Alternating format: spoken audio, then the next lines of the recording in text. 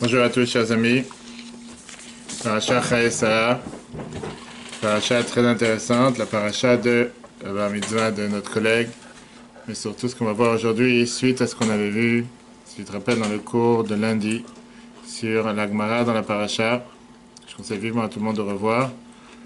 On va voir aujourd'hui qu'est-ce que ça veut dire être un serviteur des patriarches.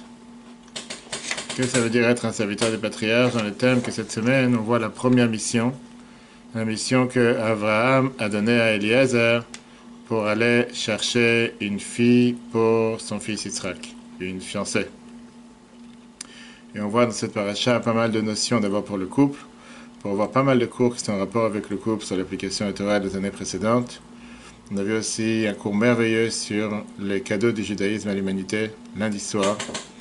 Pour voir, on a vu comment la responsabilité sociale, c'est un cadeau que le judaïsme a donné à l'humanité. On a pris ça justement d'Abraham, avec le parachia de cette semaine, comme quoi Abraham il s'est inquiété, même pour les personnes mauvaises de Sodome et Gomorrhe, il n'a pas cherché à sauver seulement les gens justes, ou même pire, comme Noah, qui ne s'est pas intéressé à sauver qui que ce soit. Mais aujourd'hui, ce qu'on va voir sur cette autre, qu'est-ce que ça veut dire être un bon émissaire? Qu'est-ce que ça veut dire être quelqu'un qui est un serviteur des patriarches? Comment tu es vraiment un serviteur des patriarches? Un serviteur des patriarches, qui veut dire comment tu fais la mission que Dieu t'a donnée sur terre, comment réussir dans sa mission. Alors regardons dans le texte, dans la paracha, d'abord on voit la mission que Eliezer, Abraham donne à Eliezer. Et Abraham, il dit la chose suivante. Eliezer se rend en mission. Abraham dit à son serviteur de Chayesara, chapitre 24, verset 2, il lui dit, Abraham dit à son serviteur, tu iras dans mon pays, dans mon lieu natal, et tu prendras une femme pour mon fils, pour Yitzhak. Le serviteur dit, peut-être que cette femme ne voudra-t-elle pas me suivre? Abraham répondit, garde-toi de m'y ramener mon fils. Tu n'as pas le droit d'amener mon fils vers là-bas, vers mon pays natal.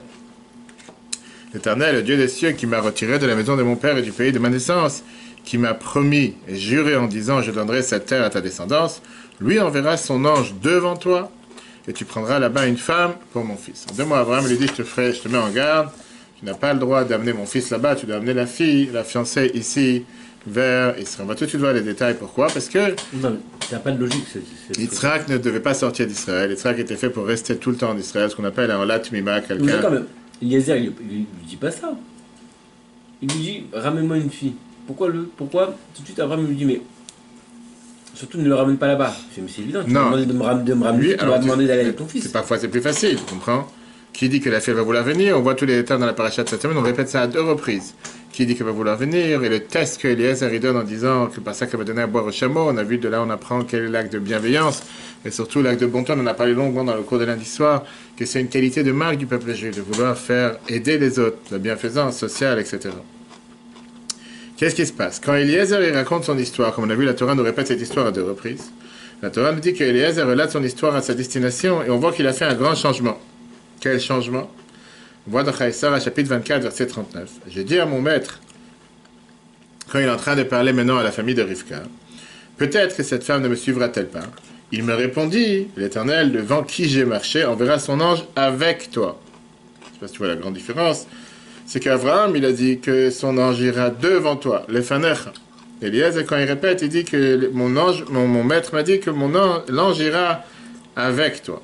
On verra c'est quoi cette différence. Et il fera réussir le projet de ton voyage, et tu prendras une femme pour mon fils dans ma famille, au foyer de mon père. Comme on a mis, si tu veux, tout à l'heure, les questions qu'on a posées sur ce discours du rabbi merveilleux. On va voir aujourd'hui quel est le secret pour réussir un projet. Ça, c'est numéro 1. Comment réussir un projet. Deuxièmement, comment avoir un impact sur notre entourage le plus positif possible. Comment pouvoir un impact sur notre... Parfois, tu te dis, je travaille avec une famille, je travaille avec un proche. Ouais. J'essaie d'influencer. Pas forcément que je suis sûr de réussir. C'est ce qu'on va voir dans le dernier point, si Dieu veut.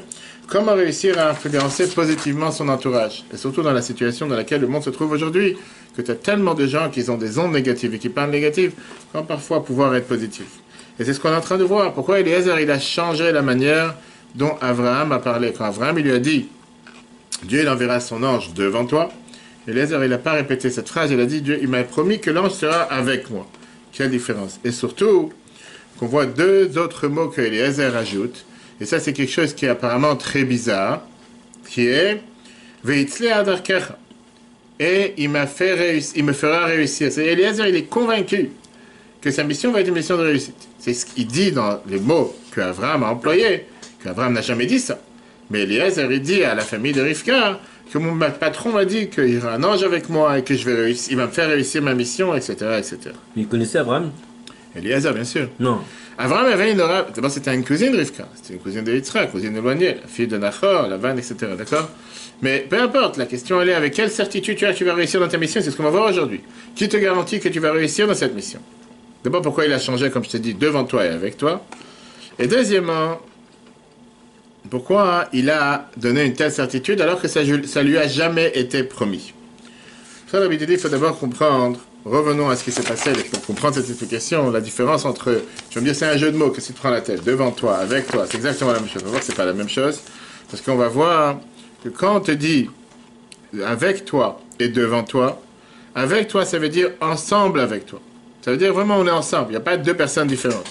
Devant toi, ça veut dire que d'abord l'ange il va marcher devant toi et après toi tu seras à l'arrière. Tu le suis, exactement. Qu'est-ce que ça veut dire aussi quand je te dis devant toi? Devant toi, ça veut dire qu'il va te tracer la route. Comme si je te dis aujourd'hui, quand tu vois avec Tzahal, par exemple, dans tous les bases militaires où je suis parti visiter quand on a eu la mission Solidarité Israël chaque année, que tu as des fois, on te dit, il t'envoie les tanks à l'avant, ou il t'envoie les D9, les grands bulldozers qui sont là pour détruire ou quoi que ce soit, pour détecter les mines, qu'avant que les troupes arrivent, tu as d'abord, il t'envoie les tanks à l'avant pour tracer la route, pour s'assurer que tout va bien. Ils vont devant toi. De moi, ils t'éclaircissent le passage, tout le passage, et ils font en sorte qu'il n'y a aucune bombe, il n'y a aucune mine, il y a quoi que ce soit, et après toi tu peux avancer. Quand je te dis que l'ange il va devant toi, qu'est-ce que ça veut dire il va devant toi? C'est-à-dire qu'il va t'ouvrir la route. Quand tu vois aujourd'hui dans les autoroutes, tu as les convois exceptionnels, tu as toujours ces voitures qui viennent à l'avant, dis attention, il y a ce polo qui vient derrière.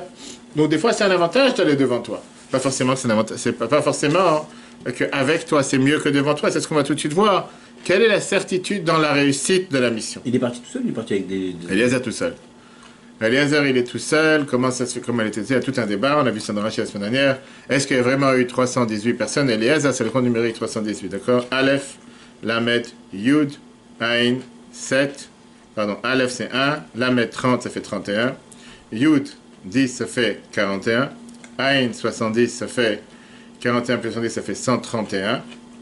Après, tu as Zain 7, 138. Et après, tu as le Resh 200, ça fait 338. De là, on voit, on te dit, d'après Rashi te dit que ou il y avait vraiment tellement d'hommes avec lui, ou bien il était tout seul et il avait la même force que tous ces hommes.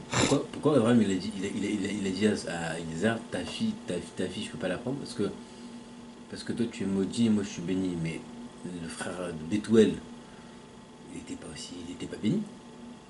C'est une bonne question. On va voir ça. On a vu ça aussi avec Yitzhak et Rivka. D'accord? Non, quand on va voir dans Parashat Toldot la semaine prochaine, quand Yitzhak et Rivka béni, et quand Yitzhak et Rivka prient à Dieu après 20 ans d'être stérile, on voit comment Dieu il se tourne et dit vers la prière de Yitzhak et pas vers la prière de Rivka, parce qu'il vaut mieux écouter la prière d'un béni, fils de béni, que d'une personne, fils de maudit. Alors, tu vois, la question c'est quoi? Comment ça fait que Bethuel était maudit? On voit qu'il s'est opposé à la mission. Pourquoi? C'est qu'il a été tué. D'accord? Quand on a parlé cette semaine, il n'a pas voulu que Rivka elle parte. Mais d'accord, mais pourquoi Abraham il dit ça à Eliezer alors que c'est faux? De quoi? Parce que Rivka aussi. Qu'est-ce qui est faux? Rivka, elle est maudite. Pourquoi elle est maudite? Ses enfants, ses parents sont maudits. C'est pas parce que ses parents sont maudits qu'elle est maudite, parce que quelqu'un il a des parents tordus que forcément les enfants sont tordus. On en voit tous les jours. Eliezer, qui était le serviteur d'Abraham, qui était, même s'il n'était pas maudit même s'il n'était pas béni par Dieu, il suivait quand même les traces d'Abraham. Une seconde, tu vois bien que tu t'es arrêté sur le bon point, que même Eliezer qui voulait officiellement prendre Rivka pour lui, Dieu lui a dit, il voulait prendre Rivka pour lui. On va s'en arracher cette semaine. On voit comme quoi Abraham lui dit non, elle ne peut pas être destinée pour toi. Pourquoi il a fait jurer? Il a fait se jurer pour pas que Eliezer pense que bon. Eliezer était marié déjà, il avait une fille. Ok, qui dit qu'on a pas se marier avec plusieurs personnes? D'accord, mais on parlait de milliers de sujets, laisse, viens là, embrouille tout le monde. Tout le monde va s'énerver, me dit on comprend plus rien. Restons sur le sujet d'abord. Qu'est-ce qu'on voit la différence d'abord entre, en plus qu'on a le soleil, 50 degrés, on est à Dubaï. Quelle est la différence entre avec toi et devant toi? Rabbi t'explique comme ça. Quand je te dis, dans la première manière, ça veut dire que Eliezer, c'est lui qui agit, c'est lui qui fonctionne. Sauf que l'ange, il est là pour l'aider, pour s'assurer qu'il réussisse. Quand je te dis qu'il envoie ton ange devant toi, c'est pas seulement que l'ange t'aide dans la mission et dans le travail que tu fais, mais il prépare le terrain. prépare le terrain, il fait en sorte de garantir la mission. En deux mots, c'est un niveau beaucoup plus haut. Moi, je te dis avec toi, c'est bon, il est là pour t'aider. Devant toi, c'est-à-dire, le travail il est déjà fait pour toi, tu n'as plus rien à faire. Ça, c'est la différence qu'il y a entre les deux. T'es spectateur. C'est pas tellement spectateur, parce que dans les deux, il doit agir. Sauf qu'il agit de manière beaucoup plus facilement, parce que le terrain, il est préparé. Regarde comme on l'habitude te dit. L'ange qui marche devant ou avec l'homme, c'est la même chose. Rashi, quand il parle avec Noach, de Noach, on dit « Et Elohim italach Noach ». Noach marchait avec Dieu, dans le chapitre 6, verset 9. Tandis qu'il est écrit à propos d'Abraham, « L'Éternel devant qui j'ai marché ». Tu vois bien que Noach, c'était avec, et Abraham, c'était devant. Noach avait besoin d'un appui pour le soutenir, alors qu'Abraham était assez fort pour marcher avec droiture de lui-même. Rabbi, c'est quoi la différence? Il s'agit là d'une différence fondamentale dans la manière de procéder et de réussir. Avec toi signifie qu'Eliezer doit fournir un effort, mais que l'ange l'aidera, afin que les efforts aboutissent. Par contre, quand je te dis devant toi, signifie que non seulement l'ange contribuera à la réussite de la mission, mais plutôt il la préparera et mettra tout en place afin d'assurer d'emblée la réussite de la démarche qu'Eliezer comprendra. Et là, c'est tout à fait différent. Le fait que Dieu, il assure la réussite, il est garanti qu'il va réussir. Il n'y a même pas besoin de se poser de questions. Et ça, c'est la raison pour laquelle, quand Abraham, il a parlé, il a dit, Yishlach malacho lefanecha, il enverra un ange devant toi. La réussite d'Eliezer dans la mission, elle était que Dieu, il lui a promis que Dieu, depuis le départ, il va s'assurer que la mission et le projet va réussir sans aucune difficulté. Et la preuve, c'est exactement ce qui s'est passé. Tout d'abord, il est arrivé à Ram Naharaim, il n'a même pas eu besoin d'attendre. En arrivant, comme si c'était programmé, Rivka, elle sort. Et juste la minute qui arrive, ni avant, ni après, il aurait pu l'arrêter de 5 minutes, d'une demi-heure, etc. Plus que ça, c'était pas inconséquent de la prière qu'il a prié en demandant que Dieu, par hasard, m'a fait arriver devant toi aujourd'hui. Parce que c'est écrit dans la Torah clairement. On voit ça dans le chapitre, dans la paracha, chapitre verset 15. Vaïou terem qu'il allait d'abord. Avant même d'avoir terminé à parler, chapitre 24, on voit qu'avant même qu'il a terminé à faire sa prière, que Rivka était déjà en train de sortir. Donc ce n'était pas une cause à effet, puisqu'il a prié pour ça, il a mérité que Rivka allait sortir tout de suite. Ça veut dire que depuis le départ, l'enchaînement et la programmation des événements étaient faits d'une manière que Rivka, elle arrive tout de suite après que Eliezer il est arrivé. Et ça, c'est où parce que Eliezer, il a mérité, comme Rashi nous dit, Kafza lo aderer, qui veut dire que le chemin, il a été raccourci pour lui. Le fait qu'il aurait dû être un chemin beaucoup plus long, il était beaucoup plus court. Et soit que Rivka, elle est sortie de chez elle, sans savoir qu'Eliezer est en train d'arriver, et que Dieu, il a fait en sorte de les rencontrer au moment précis. Où lui, il arrive, il n'a pas encore fini sa prière, et Rivka, elle est en train de venir chercher à boire, etc.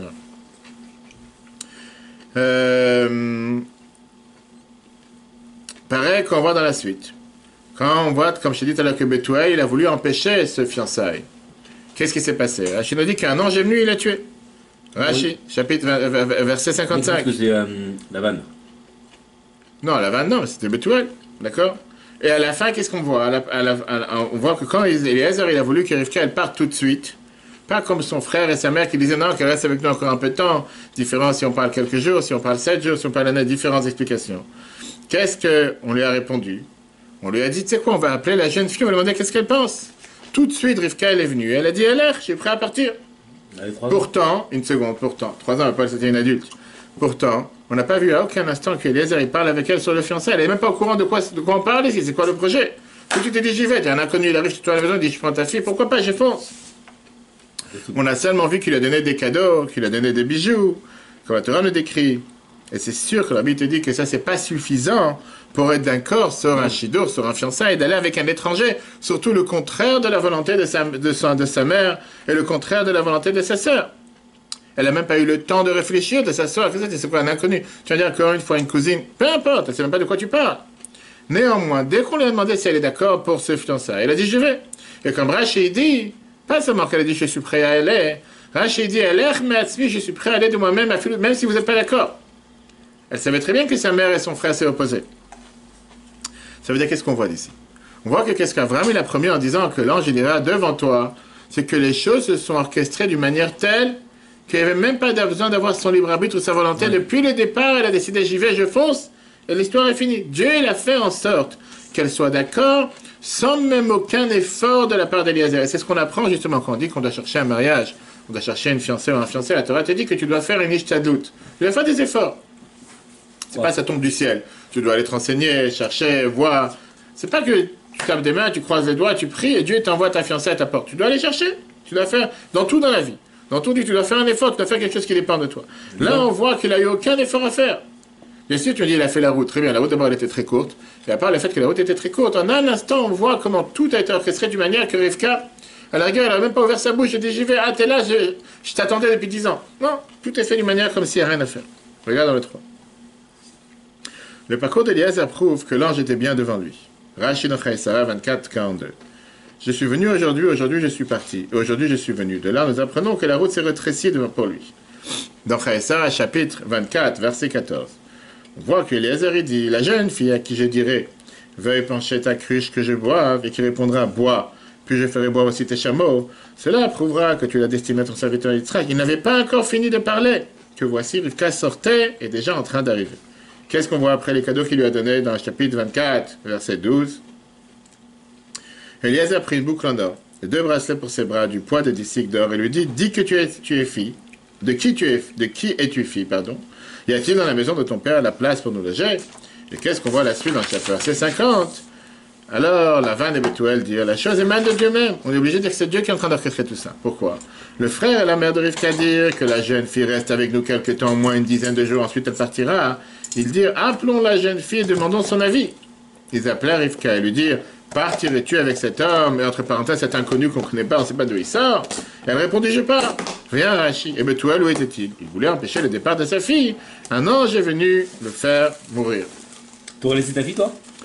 Encore une fois, si Dieu t'envoie et te missionne avec un tel envoyé et tu ne réfléchis pas deux fois, c'est ce qu'on va tout de suite voir. Maintenant, on va comprendre la réponse à la question qu'on a dit tout à l'heure. Comment se fait-il que Eliezer, il a changé la phrase qu'Abraham lui a dit? Et à la place, quand Abraham lui a dit qu'il t'envoie un ange devant toi, il a dit il enverra un ange avec toi. Quelle différence entre les deux? Parce que si jamais Eliezer, il aurait dit à Bethuel que Abraham a dit qu'il envoie un ange devant moi, et Bethuel n'aurait jamais laissé passer une telle chose. Même si tu vas me dire qu'au final aussi, c'est opposé. Regardons le texte. Quand Eliezer il parle à Bethuel, il demande l'accord. Il n'était même pas croyant, on était idolâtre.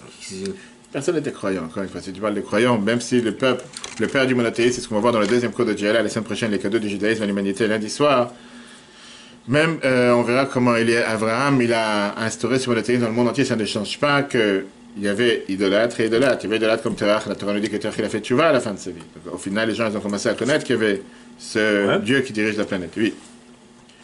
Quand Eliezer, il a parlé avec Bethuel, il lui a demandé son accord pour le fiançailles.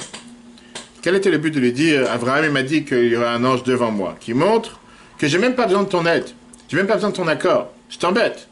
Abraham a déjà promis que cette fille vient avec moi, à la rigueur, je te parle, je ne ferai pas mon temps avec toi. Parce que j'ai même pas besoin de parler avec toi. Pourquoi? Parce que si c'est comme ça, tu leur dit, alors qu'est-ce que tu prends la tête? Qu'est-ce que tu demandes mon accord? Qu'est-ce que tu es en train de faire un show? Tu es en train de faire un jeu? Depuis le départ, tu me dis que tout est déjà orchestré, tout est déjà organisé, tout est déjà fait d'une manière qu'il n'y a pas besoin de demander quoi que ce soit. D'après toi, l'ange, il a déjà tout fait. Pour ça, Eliezer, il devait changer, diplomatique correct, comme on dit, d'être politiquement correct. Et il devait dire à Bethuel, comme j'ai dit tout à l'heure, au final, ça n'a pas aidé grand-chose. Parce que Bethuel, il s'est opposé. Mais il devait lui dire, il m'a promis qu'il y aura un ange qui ira avec moi, pas devant moi. Maintenant, on comprend aussi la deuxième différence, que ce n'était pas comme les choses se sont passées. Qu'il a donné un cadeau, des bijoux à Rivka, avant même de lui demander Bat Miat, la fille de qui tu es. Alors que quand il raconte l'histoire à Bethuel, il dit pas une chose pareille. Pour pas que Bethuel dise, mais c'est quoi cette bêtise, tu donnes un cadeau à une fille, des bijoux à une fille, tu la connais même pas. Il n'a pas dit ça. Là, Eliezer, il a donné les cadeaux à Rivka encore avant même qu'il sache qui elle est. Parce que, puisque Eliezer savait depuis le départ que ça c'était la fille qui était destinée pour être la femme de Yitzhak. Il n'a pas réfléchi. Il n'a pas réfléchi, donc avant même qu'il termine sa prière, Rivka elle sort. Il aurait donné pour rien. Oui, ben si. Et si Dieu ne l'aurait pas envoyé. Lui, il savait depuis le départ que l'ange, il a fait en sorte qu'il va réussir. Et donc, il était garanti qu'il allait réussir dans sa mission. Mais quand il raconte les faits à Bethuel, là-bas, il a changé d'abord en disant que Dieu n'a pas promis qu'il y aura un ange qui sera avec lui, mais devant lui. Ouais. Et deuxièmement, il a montré comme quoi il n'était pas du tout certain jusqu'à ce qu'il va lui donner les cadeaux avant même de savoir qui elle est. Et donc, il a changé dans le déroulement des faits pour que Bethuel ne se doute pas que lui, il vient comme si tout est acquis. C'est comme si quelqu'un aujourd'hui vient dans une réunion et il est garanti que tu vas signer le contrat. Mais il n'a pas envie que tu penses qu'il est garanti parce qu'il est tellement sûr de lui. Il se met un doute, peut-être que tu ne vas pas réussir. Et donc il te pose des questions pour te participer au projet alors que dans sa main, il sait très bien qu'il a déjà réussi. Ouais. D'ailleurs, comme on avait déjà dit ça. Dans le 4. Non, pas encore. Maintenant, même si, concrètement, comme j'ai dit tout à l'heure, même si Eliezer, il n'a pas concrètement dit à Bethuel la réalité comme Abraham lui a dit, qu'il aura un ange qui marchera devant lui, qui préparera le terrain. Néanmoins, il a voulu lui faire comprendre un petit message en lui faisant savoir, même s'il a changé de la réalité, et qu'il a rajouté ces deux mots, que mon patron m'a dit que je vais réussir dans ma mission. On n'a pas vu ça qu'Abraham lui a promis qu'il allait réussir dans sa mission. Pourquoi? Quel est le vrai sens de la réussite? La réussite, c'est pas quand quelqu'un réussit à travers ses efforts, mais quand Dieu lui donne un cadeau d'en haut pour qu'il puisse réussir. Comme on a vu avec Yosef, que Dieu nous dit que Yosef c'était quelqu'un qui est Ish Matzliach, quelqu'un qui réussissait. Hachem Matzliach, bien de Dieu le fait réussir. Pareil, Eliezer, il a senti en disant, Hachem Matzliach Darki, c'est Dieu qui m'a fait réussir. Ça, c'est la vraie réussite. Et ça, c'est beaucoup plus fort que quand on te dit que tu yagates au matzah, tu dois te fatiguer, tu vas trouver. Malgré qu'en général, quand on se fatigue, c'est sûr qu'on voit les résultats des efforts. Néanmoins, il faut avoir une fatigue qui force la réussite. C'est quoi la vraie réussite? La vraie réussite, c'est quand on ne dépend pas du travail de l'homme, mais une réussite que Dieu est. C'est beaucoup plus haut. C'est bizarre parce que tu vois, même quand tu dis ça. Une seconde, on vient de terminer ce point. Et qu'est-ce qu'on voit d'ici? Que le fait qu'il a rajouté les mots qu'Abraham lui dit, tu vas réussir dans ton chemin. C'était comme s'il lui a fait comprendre qu'Abraham avait déjà dit, tu auras un ange devant toi, que le sujet de la réussite, c'est quoi? C'est un cadeau qui vient du ciel. C'est pas que j'ai mérité, j'ai rien fait pour mériter cette réussite. C'est Dieu qui a fait en sorte qu'il réussisse. Quand maintenant il est en train de décrire devant Bethuel l'histoire et les faits, comment sa prière, que si jamais Dieu me fait réussir ma mission, c'est accompli. Vient Bethuel et qu'est-ce qu'il lui dit? T'as pas besoin de me convaincre. Mais Hachem Yatsa Adavar, Dieu il a fait en sorte que tu vas réussir, je pourrais pas faire ni du mal ou du bien. Ça veut dire que ça a déjà été orchestré, planifié, programmé, tout est fait pour réussir. Personne sur terre pourra s'opposer et faire en sorte que ça ne marche pas. Regarde d'abord dans le texte. Dans le rabbi, dit comme ça. Quelle est la définition de la réussite d'un projet? Le vrai sens d'une réussite n'est pas lorsque la réussite fait suite à un effort, mais plutôt lorsque c'est Dieu qui donne la chose à l'homme. Il s'agit d'un véritable cadeau du ciel. Bien l'Agmara Megillah, page 6b, te dit, Rabbi Yitzhak dit, si un homme dit, j'ai cherché, je n'ai pas trouvé, ne le crois pas. J'ai pas cherché, j'ai trouvé, ne le crois pas. J'ai cherché, j'ai trouvé, tu peux le croire. Viens, le orateur, il était matzad et qui t'explique, c'est très simple. La réussite est liée au mazal, la chance. Comme on dirait d'un homme qui réussit, qu'il est chanceux. Il a du mazal, pour ça il réussit. L'origine de la réussite provient du niveau de Harich Hanpin, l'eau d'abandon, d'où l'abondance afflue rapidement, sans obstacle ni jugement, comme cela est expliqué à propos de la bénédiction du Kohanim, comparé à la floraison des amandes. Nous demandons à Dieu de voir le dévoilement de cette réussite. En deux mots, ça c'est le plus haut niveau de réussite. Le plus haut niveau de réussite, c'est pas que ça dépend de ton âge, c'est très simple, parce que quand ça dépend de tes efforts, c'est limité en fonction de tes efforts. Même si tu fais beaucoup d'efforts, la réussite est tout le temps limitée par rapport à tes efforts. Alors quand c'est parce que Dieu te fait réussir, quoi qu'il arrive, la réussite elle est garantie, et elle n'est pas limitée par rapport à tes efforts. Maintenant, on va comprendre un autre débat qu'il y a eu, un autre échange qu'il y a eu entre Abraham et Eliezer quand il l'a envoyé dans cette mission qui paraît bizarre. Quand Eliezer il a dit à Abraham la fameuse phrase Oulai lo tove aish al alechet acharai. Peut-être que cette femme ne voudra pas venir. Eliezer, au départ, il n'était pas censé savoir que ça va réussir de manière tellement facile. Qu'est-ce qu'il lui a répondu à Abraham? Ça, c'est la réponse à ta question que je t'ai dit au départ d'attendre. Fais attention. Dieu va te faire en sorte qu'il va envoyer ton ange devant toi et tu prendras une femme pour mon fils de là-bas. Ça veut dire, il lui promet que la réussite, elle est assurée. Mais la carte à Aïcha ne lui dit pas, c'est peut-être, non, tu prendras, tu reviendras avec cette femme. Je ne comprends pas une chose pareille. Comment Abraham il peut promettre à Eliezer qu'il va revenir avec une femme dans ses mains, alors que ça doit dépendre de la volonté et du choix de la volonté de la femme. Surtout qu'Abraham, il continue en disant, dans la suite, et si jamais cette femme n'est pas d'accord, à ce moment-là, tu n'as plus de charge sur ta tête, tu n'es plus soumis au serment que tu as fait. Abraham, il donne bien le doute que ça ne va pas marcher, il n'y a aucune garantie que ça va marcher. Mais au moins, vas-y, quoi. Vas-y, mais il met les deux. Il met le oui et le non. D'abord, j'espère que tu vas revenir avec cette femme. Mais si jamais elle ne va pas vouloir venir, ok, tu es acquitté de ta mission. Mais là, il y avait justement la nouveauté que quand il lui dit que Dieu va envoyer cet ange devant toi. C'est-à-dire que la source de la réussite est du fait que cet ange il est passé devant toi, c'est plus haut que ta propre fatigue, plus haut que ta propre réussite. La réussite, elle vient de Dieu, elle ne dépend même plus du niveau où tu as besoin des efforts de l'humain. Pareil de l'autre côté. La volonté d'un humain ne peut pas déranger à cette réussite. C'est pas parce que l'autre il va ouvrir un cabinet en face qu'il va faire en sorte qu'il va t'enlever ta parnassa. Si Dieu a décidé que tu vas réussir, tu peux ouvrir 10 cabinets en face, ta parnassa est toujours garantie. Parce que c'est Dieu qui a décidé que tu vas réussir. C'est pas en fonction de tes efforts. Ah, la question que tout le monde demande, mais il y a le libre arbitre. Et avec le libre arbitre, je pourrais très bien empêcher et je pourrais très bien faire contre la volonté de Dieu. Et donc c'est pour ça qu'Abraham il rajoute dans sa phrase, peut-être que la femme ne voudra pas, parce qu'elle a toujours son propre choix. Même si Dieu il a décidé que ça marche, elle peut très bien faire contre la volonté de Dieu, comme ça se passe avec chacun. Néanmoins, Abraham il garantit, la carte à Échelle, il dit, Mécham, tu prendras une femme pour mon fils là-bas, je suis garanti que tu vas trouver. Il y a le libre arbitre, mais ça n'empêche pas que ce n'est pas quelque chose qui pourra s'opposer à la volonté de Dieu. Regarde dans le 5. Le libre arbitre du destinataire dans tout ça. La Gemara Brachot, elle te dit clairement dans 33b. Rabbi Hanina a dit, tout est entre les mains de Dieu, sauf la crainte de Dieu. Viens Rashi sur cette paracha et te dit, les conversations des serviteurs des patriarches sont plus chères à Dieu et plus belles que la Torah des enfants d'Israël et descendants des patriarches. Bien sûr que le libre arbitre existe, et qu'il existe a priori une possibilité que la femme ne voudra pas suivre Eliezer. Pourtant, il est absolument clair que le projet finira par aboutir et s'accomplir, qu'on trouvera une femme qui acceptera de venir avec Eliezer. De plus, dans la mission d'Eliezer, la réussite étant assurée d'en haut, même s'il faut affecter le concept de libre arbitre de l'homme. Ce qui veut dire, le libre arbitre, c'est bien un principe fondamental, mais pas dans cette mission. Dans cette mission, la réussite est assurée dans tous les cas, que tu veuilles ou pas, il est garanti de pouvoir réussir. Alors, quelles sont les conditions pour mériter une telle réussite? Comment dans la vie de chacun d'entre nous, quelles sont les conditions à remplir pour atteindre une telle réussite divine?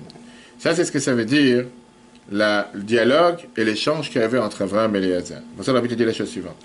2 conditions à remplir. D'abord, il faut être un serviteur de Dieu et prier, compter sur Dieu. Les 2 ensemble. Tu dois prier à chaque instant, demander à Dieu de pouvoir réussir et accepter d'être un serviteur. Qu'est-ce que ça veut dire être un serviteur? Regarde comment l'Arbitre explique. 2 conditions sont requises. L'individu doit être un serviteur des patriarches, que tout son être, toute son existence est celle de son maître.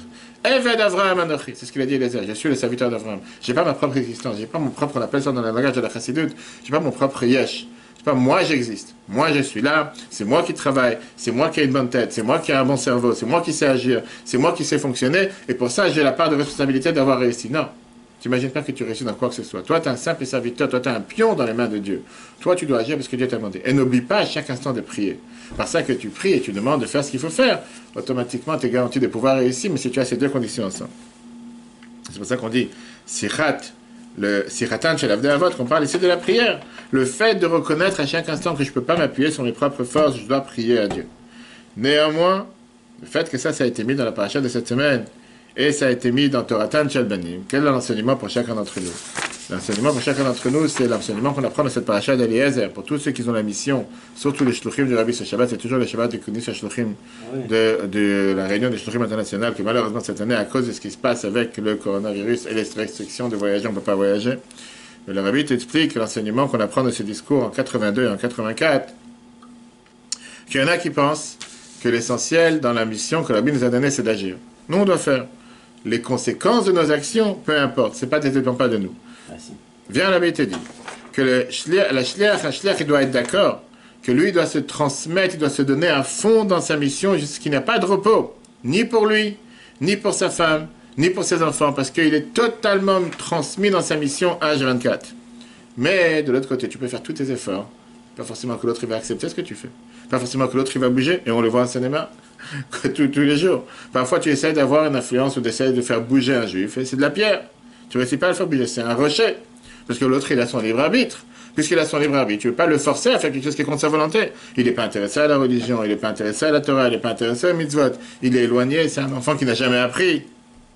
Il y a l'enseignement qu'on apprend d'Eliezer, que quand quelqu'un il s'efface totalement, il est totalement soumis à la volonté de Dieu. Il est comme un serviteur à son patron. Et en plus de ça, en deuxième point, il prie à Dieu pour réussir dans sa mission. Il est garanti que Dieu lui envoie son ange devant lui et va réussir dans sa mission. Dieu lui promet de réussir dans toute la mission, soit en allant, soit en revenant, et soit pendant qu'il fait sa mission. Et à ce moment-là, il peut réveiller encore un juif et les rapprocher à Dieu dans le ciel. Et comme Rambam nous dit que chacun, on est garanti qu'au final, tout le peuple juif va faire tchouva. Donc, quelle est la mission, quel est l'enseignement qu'on apprend à la paracha cette semaine? Regarde ici le dernier point. Comment réussir à influencer positivement son entourage? Certains pensent que leur mission n'est que d'agir sur autrui. Mais quand tout ce qui concerne le résultat de ces actions, on ne peut pas avoir aucun contrôle puisque cela ne dépend pas de nous. À ce sujet, nous apprenons un enseignement de la paracha d'Eliezer. Lorsqu'un homme se met en situation de serviteur des patriarches et qu'en plus il prie Dieu pour réussir, on lui assure que Dieu enverra son ange devant toi, ce qui aura pour effet de faire réussir ton parcours. Dieu lui assurera la réussite dans sa mission, dans toutes les étapes de la mission, en s'y rendant, en y étant et en même en y retournant. l'enseignement sur le côté, la méthode pour connaître la réussite dans son influence, dans toutes les étapes du parcours, c'est ce qu'on vient de voir, et d'être totalement soumis à Dieu, faire ce que Dieu te demande. Le Rabbi nous a donné une mission H24, 7 jours sur 7, sans repos, et de l'autre côté, ne pas oublier de prier. Et là, on est garanti de réussir. Le cours sera en replay sur l'application eTorah, sur Google et Apple. Très bonne journée à tous et à la semaine prochaine.